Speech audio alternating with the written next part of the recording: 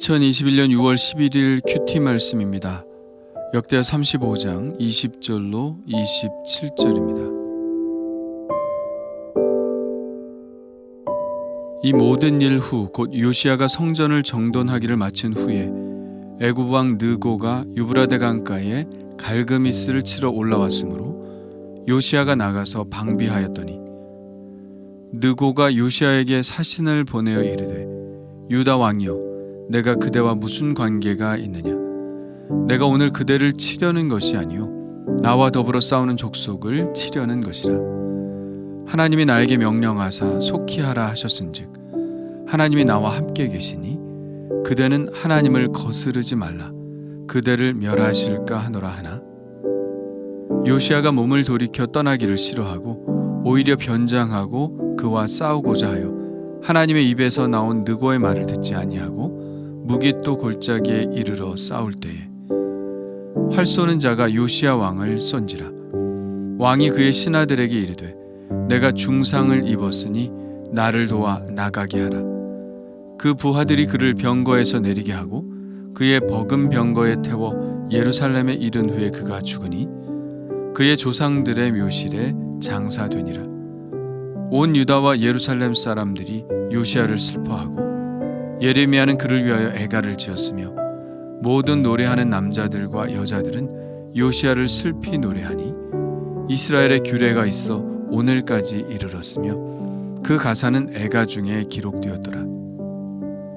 요시야의 남은 사적과 여호와의 율법에 기록된 대로 행한 모든 선한 일과 그의 처음부터 끝까지 행적은 이스라엘과 유다 열왕기에 기록되니라. 아멘. 오늘 말씀은 요시야의 죽음을 담고 있습니다. 참 슬픈 일이죠. 요시야처럼 개혁적인 왕이 좀 더 오래 살면서 개혁을 이루어내었으면 참 좋았겠다는 아쉬움이 남습니다.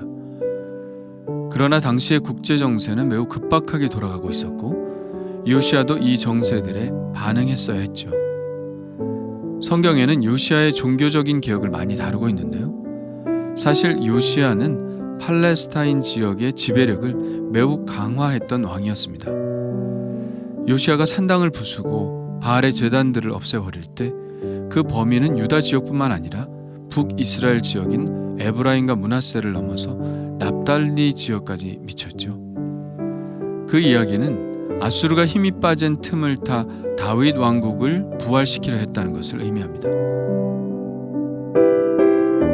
실제로 고고학적인 발견에 의하면 전통적인 블레셋 지역인 메삿 하샤바후에서 히브리어로 된 편지가 발견되었는데 이 편지에 의하면 한 이스라엘 총독이 이 요새에 주재하고 있었다는 것을 보여주고 있습니다. 그러니까 요시야는 블레셋의 총독을 파견할 정도로 팔레스타인 지역을 장악하고 있었다는 것을 보여주는 것이죠. 그런데 그런 요시야에게 소식이 들려오기를 애굽 왕 바로 느고가 유브라데 강가에 갈그미스를 치러 올라온다는 것입니다. 갈그미스는 유브라데 강 북쪽에 있는 도시로서 아수르와 바벨론의 경계에 있었습니다. 바벨론은 이미 아수르의 수도였던 니느웨를 정복하고 하란을 넘어서 유브라데 강까지 와 있었고 유브라데 강 서쪽 편까지 밀려난 아수르군과 대치하고 있는 상태였습니다. 아수르의 마지막 왕 아슈르발릿은 애굽의 바로 느고에게 도움을 요청했습니다. 애굽 왕 바로 느고로서도 아수르와 함께 바벨론을 막아내는 것이 계속해서 팔레스타인 지역에 대한 지배권을 확보하는 데 매우 중요한 일이었고 또 마지노선인 유브라데가 무너지게 되면 바벨론은 금방 팔레스타인으로 넘어 애굽으로 진격해 들어올 것이 눈에 보듯 뻔한 일이었기 때문입니다. 그래서 아수르 왕 아슈르발릿의 요청을 받아들여 갈그미스로 출격을 하고 있었죠. 그러나 이 소식은 요시야에게 있어서는 매우 위험한 소식이었을 것입니다. 지금 팔레스타인에 대한 지배력을 확보하려고 하는 매우 중요한 시점에서 애굽이 올라오게 되면 팔레스타인 지역이 애굽의 영향력 하에 들어올 수 있게 될 것이기 때문입니다. 그래서 요시야는 갈그미스로 출격하고 있는 애굽의 바로 느고를 막고자 그 길목인 무깃도로 나간 것이죠. 바로 느고는 갈그미스로 빨리 가서 아수르군과 합세해야 했기 때문에 마음이 급한데 요시야가 중간에 막아서니 답답했을 것입니다. 그래서 무깃도에 있는 요시야에게 사신을 보내 말합니다. 21절입니다. 유다 왕이여, 내가 그대와 무슨 관계가 있느냐? 내가 오늘 그대를 치려는 것이 아니요 나와 더불어 싸우는 족속을 치려는 것이라. 하나님이 나에게 명령하사 속히 하라 하셨은즉 하나님이 나와 함께 계시니 그대는 하나님을 거스르지 말라. 그대를 멸하실까 하노라. 바로 느고는 자기가 하는 전쟁은 하나님의 명령에 따라 하는 전쟁이라고 말하고 있고 하나님이 자기와 함께 계신다고 말하고 있습니다. 그런데 과연 바로 느고가 하나님이라고 칭하는 그 하나님은 애굽의 신을 말하는 것일까요? 아니면 이스라엘의 하나님을 말하는 것일까요? 아직은 잘 알 수 없습니다. 22절을 계속 보겠습니다. 요시야가 몸을 돌이켜 떠나기를 싫어하고 오히려 변장하고 그와 싸우고자 하여 하나님의 입에서 나온 느고의 말을 듣지 아니하고 무깃도 골짜기에 이르러 싸울 때에. 이 구절을 보면 바로 느고가 요시야에게 말한 그 하나님은 이스라엘의 하나님인 것이 틀림이 없습니다. 그럼에도 불구하고 여러 가지 의문점은 있습니다. 하나님은 왜 요시야에게 말씀하시지 않고 바로 느고에게 말씀하셨을까 하는 것이죠.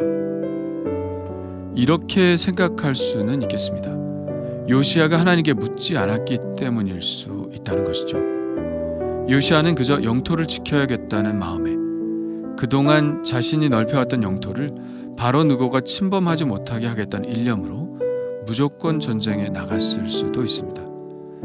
그렇다면 하나님께서는 바로 느고에게 나타나셔서 바로 느고의 말로 요시야를 말리셨을 수도 있는 것이죠. 또 이렇게 생각할 수도 있습니다. 결국 요시야가 이 전쟁에서 죽었기 때문에 그것은 바로 느고의 권고를 듣지 않았기 때문이고 바로 느고의 권고를 들었더라면 요시야가 죽지 않았을 것이기 때문에 바로 느고의 편지는 진실한 것이었고 그러므로 그가 언급한 하나님은 진짜 하나님이셨다고 후대 사람들이 믿었을 수도 있다는 것입니다. 좀 복잡하긴 하지만 능히 이런 추론이 가능한 것이죠. 사실 여러 가지 추론이 가능하고 또 여러 가지 의문점이 남는 것도 사실이지만 중요한 것은 요시야가 하나님의 말씀을 듣지 않고 고집스럽게 이 전쟁을 수행해 나갔다는 것입니다. 굳이 싸우지 않아도 될 싸움에 나가서 멸망을 자초했다는 것이죠. 결국 이 요시야의 죽음 이후로 유다 왕국은 급속도로 무너져 내리죠. 요시야가 죽은 후 그의 3명의 아들과 1명의 손자가 유다의 왕이 되는데요. 그 시대는 정말로 바벨론과 애굽이라는 두 강대국 사이에서 잘못된 줄타기를 하다가 결국 망해가는 수순을 밟게 되죠. 그래서 요시야의 죽음이 아쉬운 겁니다. 그래서 요시야가 불신자의 말이어도 적의 말이어도 그 말을 가지고 하나님께 묻는 과정이 없었다는 것이 참 아쉬운 것입니다. 그러나 한편 생각해 보면 이것도 하나님의 의도하신 은혜가 아닌가 생각되기도 합니다. 하나님은 여선지자 훌다의 입을 통해서 유다는 곧 망하게 될 것이라는 예언을 하셨습니다. 그러나 요시야만은 평안히 장례를 치르고 왕들의 묘실로 들어가게 될 것이라고도 했죠. 어쩌면 이것이 은혜일지 모르죠. 만일 요시야가 더 오래 살았다면 이 국제 정세의 소용돌이 속에서 굉장한 고통을 느끼며 유다의 몰락을 보게 되었을지도 모르죠. 요시야의 죽음은 한편으로 보면 하나님의 말씀을 새겨듣지 못하고 순종하지 못한 결과일 수도 있지만 또 다른 한편으로 보면 하나님이 그나마 그에게 복된 죽음을 허락하신 것이라 생각할 수 있습니다. 오늘 요시야의 죽음을 통해서 두 가지를 생각해 보게 되는데요. 하나는 그 어떤 사람의 말이라도 새겨듣고 그것을 가지고 하나님께 나아가야 한다는 것입니다. 하나님은 나귀의 입을 통해서도 말씀하시고 적군의 입을 통해서도 말씀하시니 그 어떤 말이든 누가 나에게 어떤 말을 하게 되면 그것을 가지고 하나님께 나아가야 한다는 것을 깨닫습니다.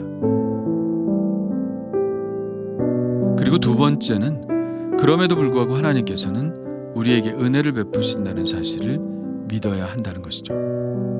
우리는 잘못된 선택을 할 수도 있습니다. 그러나 그런 실패 현장 속에서도 하나님은 여전히 은혜를 베푸신다는 것입니다. 선악과를 따먹은 아담과 하와에게 가죽 옷을 입혀 주시듯이, 살인한 가인에게 죽음을 면할 수 있는 표를 주시듯이, 멸망당해야 마땅할 노아의 시대에 구원의 방주를 예비하시듯이, 하나님이 행하시는 모든 일의 끝에는 언제나 하나님의 은혜가 있다는 것입니다. 그리고 오늘 요시아의 죽음으로 유다는 멸망의 길로 달려가지만 결국 하나님은 또 70년 후에 이스라엘을 다시 약속의 땅으로 돌아오게 하시는 은혜를 베푸신다는 것을 우리는 잘 알고 있죠. 오늘 사람들이 하는 모든 말들 속에서 이 사람이 말하는 것이 혹 하나님이 말씀하시는 것은 아닐까 생각해 보려고 합니다. 또 오늘 실수를 하고 또 실패했다 하더라도 나를 향한 영원한 하나님의 자비하심과 인자하심을 믿고 그 안에서 하나님의 은혜를 발견하기를 원합니다. 그리고 다시 일어나 달리기를 원합니다. 주님 감사합니다. 요시아의 죽음에 많은 의문과 아쉬움이 있지만 그의 죽음을 수많은 사람들이 슬퍼하고 애가를 지어 부르는 것을 보면서 저의 인생도 이런 요시아와 같은 인생이 되었으면 좋겠다는 소원을 갖게 됩니다. 비록 그가 말년에 적의 입에서 나오는 하나님의 말씀을 분별해내지 못하고 하나님께 묻지 않고 전쟁에 나간 실수도 있었지만 그가 평생에 보여주었던 하나님을 경외하고 예배하고 선한 일을 많이 베풀었던 그 모습을 본받기를 원합니다. 주님, 더욱더 하나님의 말씀에 민감한 하루가 되게 하여 주옵시고 좀 더 하나님의 은혜를 믿고 그 은혜 위에 다시 서기를 원하오니 저를 붙들어 주옵소서. 예수님의 이름으로 기도합니다. 아멘.